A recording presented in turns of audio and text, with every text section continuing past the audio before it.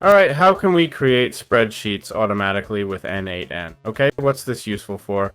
Well, for instance, if we want to store info in a new spreadsheet, we'll create within the workflow itself each time we run it, right? We'll name the variable or page based on a variable and keep creating new pages based on the current time, etc. So we have this set of actions that says these nodes perform actions on a spreadsheet, right? A spreadsheet table.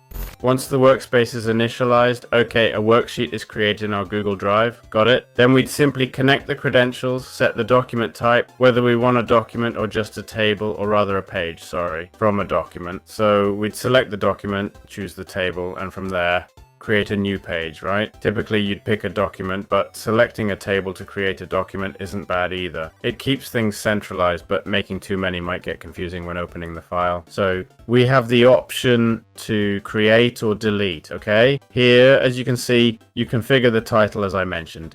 It's best to set the title based on a variable. Got it? If you're just making one table, you can change it manually each time, but you don't want 40 pages with the same name, right? That's up to you, really. We can also use an expression if we want, okay? And that's it for sheets, alright? As you can see, we can also add sheets, which are pages within the document itself. You know that an Excel spreadsheet can have multiple pages within a single document. This is a way to add pages with different titles, allowing you to include various types of information.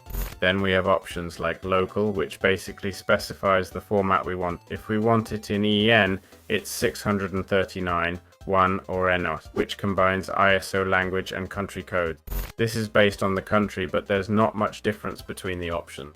I don't think it's a crucial set. Then we have the recalculation interval, okay? This variable lets us recalculate the interval options for each cell. If we set it to default, we'll be setting a default value. If we choose on change, it means volatile functions will update with each change. If we select minute, volatile options will update on every change and every minute. And if we pick hour, it's a way to recalculate intervals in our spreadsheet, like formulas, for instance, in a calculation table or tax sheet.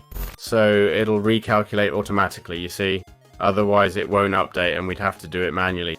So that's what this spreadsheet setting does.